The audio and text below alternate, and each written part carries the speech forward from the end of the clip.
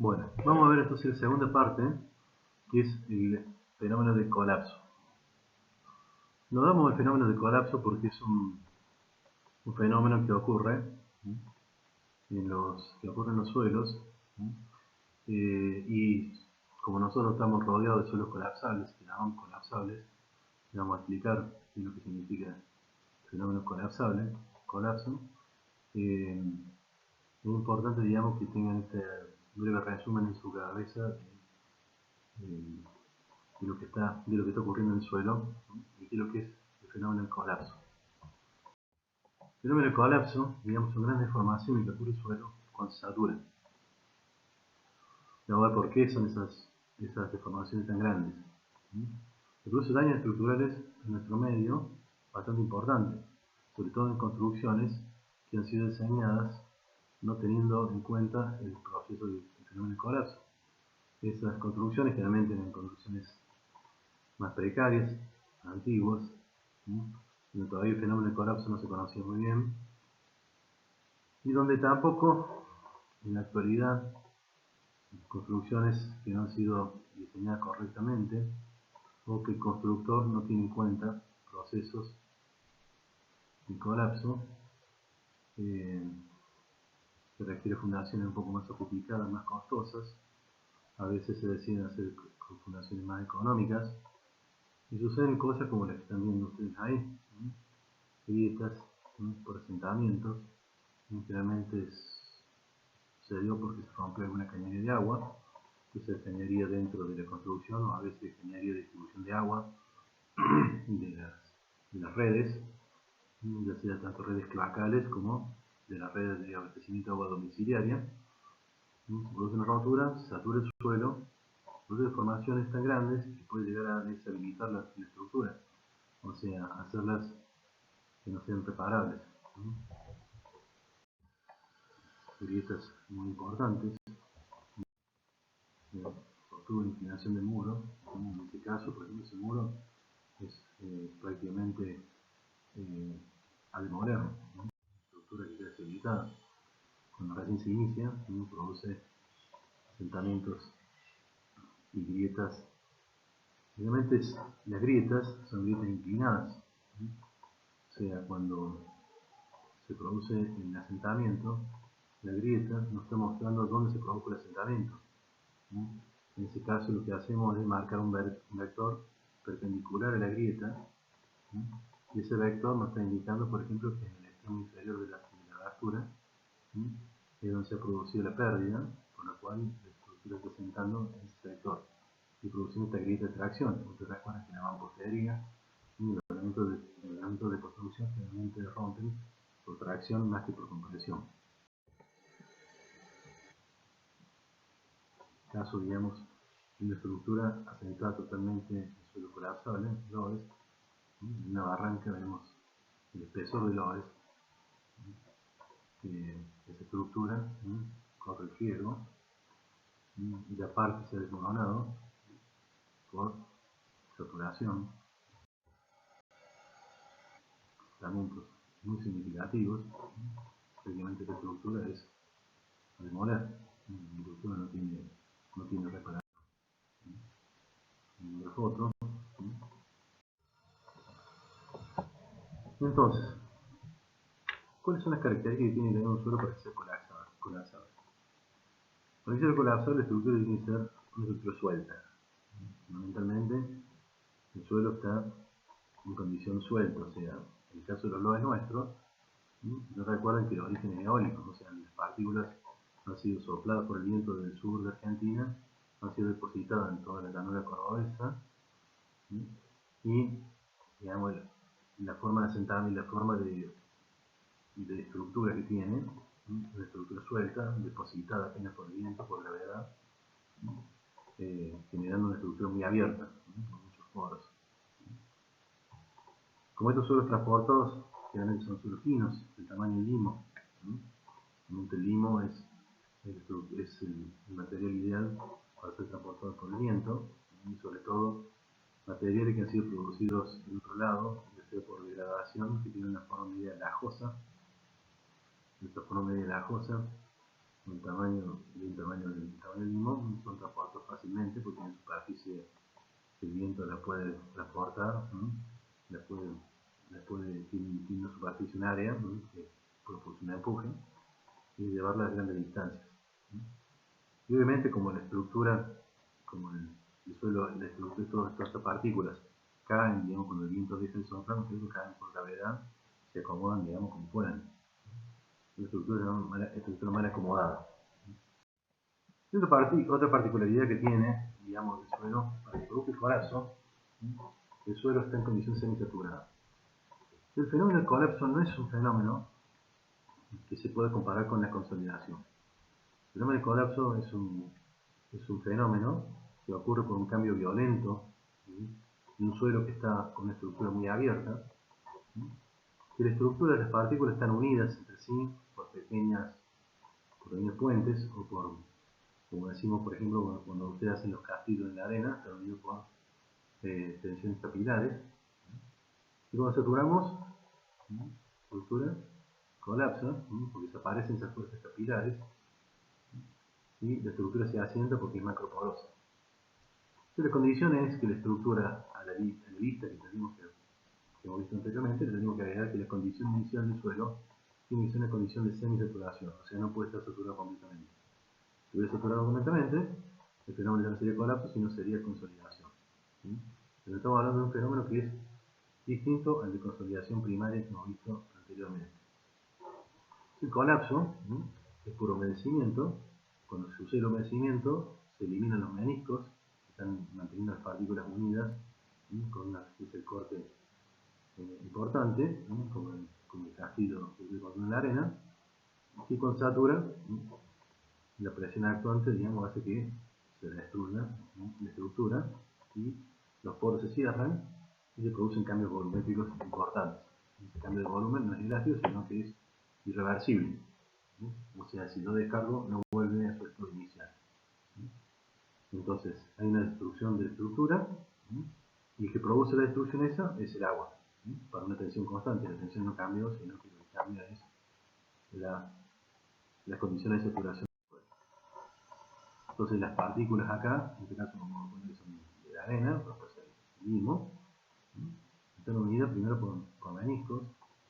A veces aparecen también, digamos, algunas sales, que son sales solubles, que han intervenido las partículas, como en el caso de los lobes. En los lobes también no solamente hay meniscos, sino también hay unas pequeñas sales.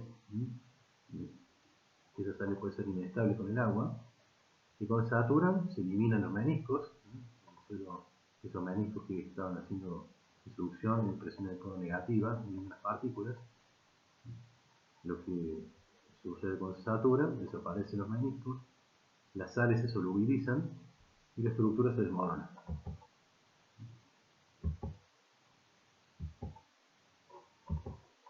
Inicia la saturación, la presión de poro o la presión negativa se va haciendo cada vez más positiva, desaparecen las fuerzas de atracción y la estructura se desmorona. Como dijimos, la estructura es bastante abierta, puede estar cementada, con tipo de cementación soluble, y cuando se satura el suelo se disuelve esas cementaciones, se hidratan por ahí los puentes que se llaman puentes de arcilla, también se hidratan. La estructura entonces cuando se satura colapsa y produce un cambio volumétrico importante. La magnitud del colapso va a depender un poco de la fuerza actuante externa que tenía el suelo antes y el estado que tenían los vínculos iniciales. Puede ocurrir, por ejemplo, que si no salen solubles, que las sales no sean afectadas por la presencia de agua, como ocurre en muchos estratos de suelo de la ciudad de Córdoba.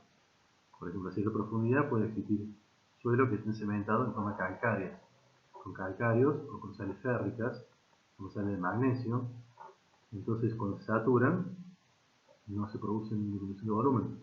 Esos suelos, que son suelos muy duros, se denominan toscas. Son suelos muy cementados que no son afectados por el agua. Entonces, ¿cómo podemos definir, cómo podemos ver si un estrato, un material es colapsable o no? Y bueno, existe un ensayo muy sencillo que se hace teniendo un balde de agua y colocando un trozo de suelo, un terrón, y lo ponemos dentro del agua. Si el otro día el terrón está desmoronado completamente en el fondo, el suelo es afectado por el agua y puede ser potencialmente colapsable. Si ese suelo no está desmoronado completamente, porque existen sales que no son solubles, que mantienen cementados los vínculos, las partículas, y que hace que el suelo sea estable cuando se sature. Para ver si también el suelo es colapsable, el ensayo más sofisticado es utilizar el mismo consolidómetro. Pero acá el ensayo no se va a llamar consolidación, sino se va a llamar ensayo odométrico o ensayo de deformación. Odómetro significa deformación o velocidad de deformación. Un odómetro es que mide la velocidad en los autos, pues también le llamamos odómetro a esto porque no mide la velocidad de deformación que va a tener el suelo cuando se sature. Supongamos que yo tomo una pastilla de suelo y le coloco en el odómetro y le aplico una carga. El suelo está semisaturado, no están los meniscos actuando, le aplico una carga de 0,5 kg por centímetro cuadrado, como podemos seguir el punto de la curva esa verde, el punto de la curva verde está en el círculo.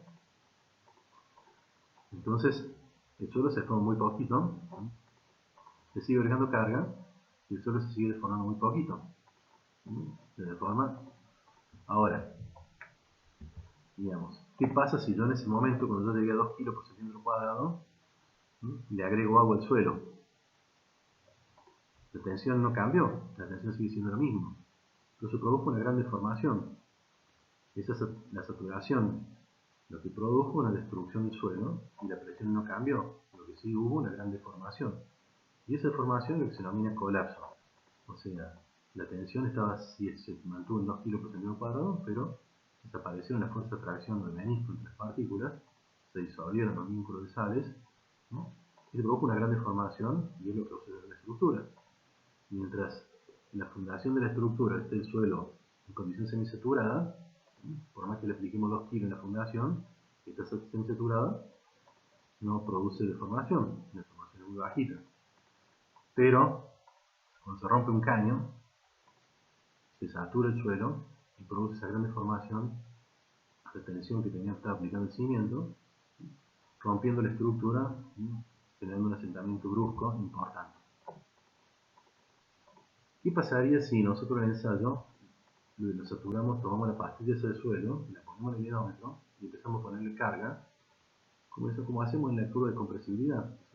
Pero ahora el efecto saturado. Entonces ahí habría así como una especie de consolidación. El suelo se comportaría como blando y mostraría la deformación que muestra la curva azul.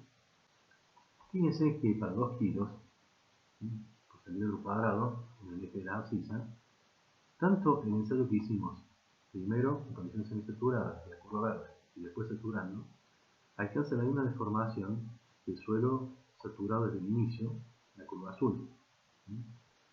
O sea que si nosotros hubiéramos construido la casa esta, en la construcción con el suelo saturado, y no hubiera sido cargado nunca, se hubiera deformado durante la construcción como la curva azul, y hubiera alcanzado una deformación importante ya durante la construcción. Entonces, repasando, cargamos el suelo, se construye, estamos construyendo la estructura, terminamos de construir la estructura y decimos estamos piola, se formó poquito, la casa está bien, unos años, se rompe un caño y la casa ya no está más bien. Se deformó, colapsó el suelo, produjo un gran asentamiento y no deshabilitó la casa. Entonces generalmente lo que se hace en la práctica de la ingeniería es hacer dos ensayos, por eso se denomina doble edómetro. El mismo anillo de consolidación que hemos visto en la clase anterior, en la primera parte, se coloca la muestra en condición semisaturada y se le va poniendo cargas y midiendo las deformaciones. Generalmente, cuando hacemos un ensayo de consolidación en la arcilla, cada salto de carga demora unas 24 horas para producir la consolidación primaria. En este caso, la deformación se produce mucho más rápido. Al cabo de 15-20 minutos, obtenemos prácticamente el asentamiento ya completo. Entonces, aplicamos a una muestra que está semisaturada, le aplicamos, lo ponemos en el edómetro, le aplicamos las cargas y obtenemos la curva verde. Realizamos el mismo ensayo, pero lo hacemos ahora con el suelo saturado y obtenemos la curva azul. Entonces, este ensayo es muy importante porque nos va a indicar cuánto se va a sentar cualquier estructura en ese suelo para cualquier nivel de carga. Supongamos acá, en este caso, nos está mostrando, por ejemplo, la carga de 1 kilo. ¿Qué va a pasar si yo aplico una carga de 1 kilo? Si el suelo está semisaturado, se va a deformar como muestra la curva verde. O sea, se va a deformar muy poquito, menos del 1%. Ahora, ¿qué pasa si a 1 kilo el suelo se satura? Y bueno, se va a deformar en una línea vertical hasta la curva azul. Se va a producir todo lo que está mostrando la flecha, un colapso, desde la línea verde hasta la línea azul. Entonces, este ensayo lo podemos hacer una vez, pero podemos darnos cuenta de que lo podemos utilizar para cualquier carga. Podemos ver cuánto se deforma para cualquier carga, ya sea para la carga 0,4, para la carga 0,6 kg por centímetro cuadrado, o por cualquier estado de carga. Entonces, este ensayo que se denomina dobledómetro nos está indicando cuánto se va a deformar el suelo bajo una condición de saturación y bajo cualquier estado de carga que le impongamos. ¿Qué pasa, digamos, si no estamos aplicando ninguna carga? Fíjense, si no aplicamos ninguna carga, en el ensayo saturado nos está diciendo que la presión de tapada ya es suficiente para que se sature el suelo para que se asiente. Fíjense, ahí está graficada en la flecha negra la presión de tapado geostática que hemos calculado con gamma por H del suelo. Y tenemos la curva azul, que es un edómetro saturado. ¿Qué nos está diciendo este resultado? Nos está diciendo que cuando el suelo se sature, si la presión geostática es mayor que la presión de influencia de esa flecha celeste, cuando el suelo se sature, por peso propio se va a sentar. Se va a producir un asentamiento por peso propio. Entonces, el mismo peso del suelo va a hacer que se asiente en el caso de que se sature. Ese suelo se denomina suelo autocolapsable, colapsa por peso.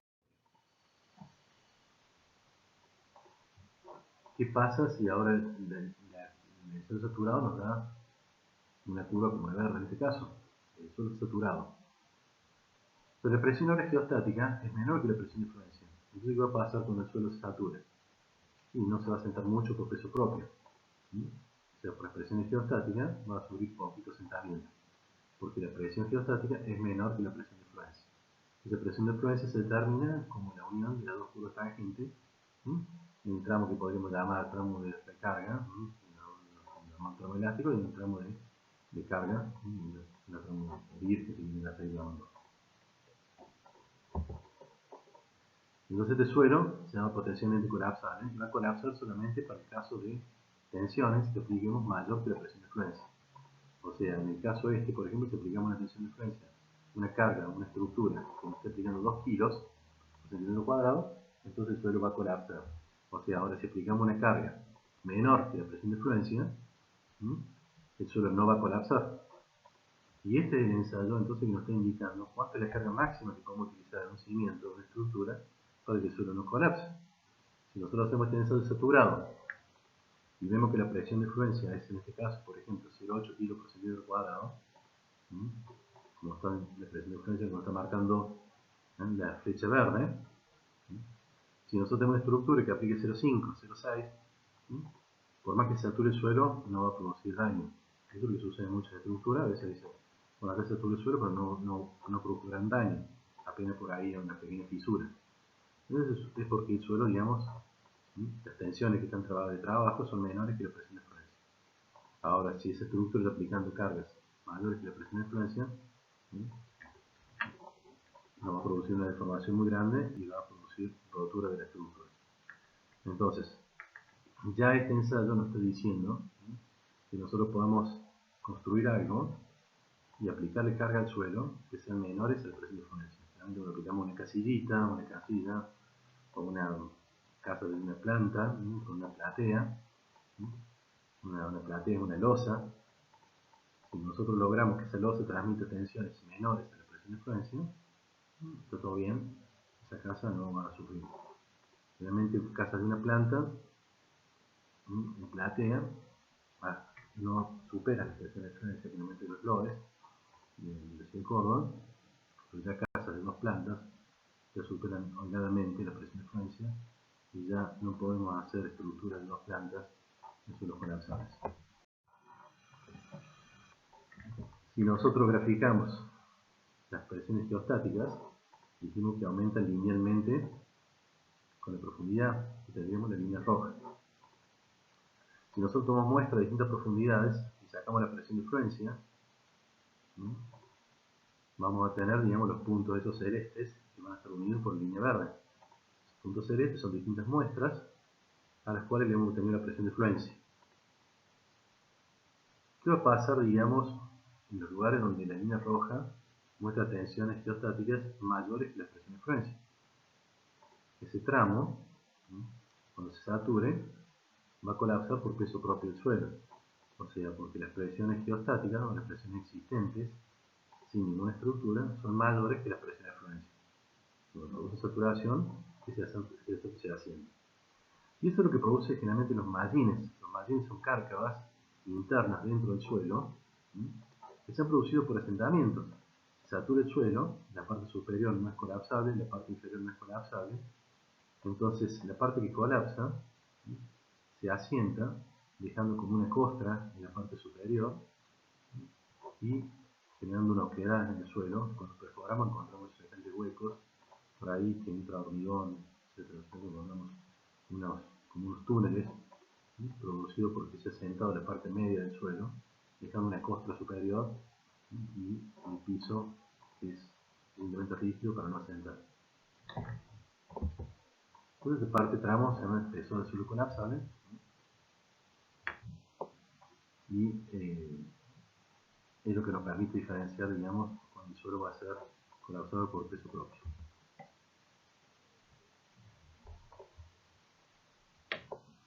Si nosotros estamos aplicando por bucinés la curva celeste, ¿cuál va a ser el espesor que hace? Veamos el gráfico de derecha. Estamos aplicando ahora las tensiones de esos triángulos, nos están indicando las tensiones aplicadas por una estructura. Fíjense que toda la estructura está aplicando cargas hasta unos 10 metros mayores que las presiones de fluencia. Y nos aumenta la presión geostática, obviamente. Entonces todo ese tramo, todo el tramo ese que está marcado en raya, va a ser toda la deformación que ocurre, producida, digamos, por la carga de la estructura. Todo el espesor activo sería, que va a generar asentamiento cuando carguemos la estructura. ¿Qué podemos hacer para mejorar este suelo? Bueno, realmente hay que hacer un tratamiento para eliminar el colapso. ¿Qué tratamiento se hace? Bueno, se puede hacer un tratamiento por compactación. Se compacta el suelo, se lo densifica. Cuando se densifica ese suelo ha mejorado y hace que deje de producir asentamientos o se reduzca mucho el asentamiento cuando se satura. Evitar generar diseños de estructuras, fundaciones que ahorren el colapso. Por eso se hacen generalmente pilotes que traspasan. Los pilotes son pilas o pozos de hormigón que traspasan el suelo colapsable y fundamos la estructura en un estrato más profundo, más rígido. O sea, esa estructura va a ser insensible a los asentamientos. También podemos hacer, como dijimos, plateas, en el caso de estructuras chicas, de modo de que toda la carga se distribuya en una superficie más grande. Entonces, aumentamos la distribución, disminuimos las tensiones, y al disminuir las tensiones podemos lograr que las tensiones sean menores a la presión de fluencia o la presión de colapso.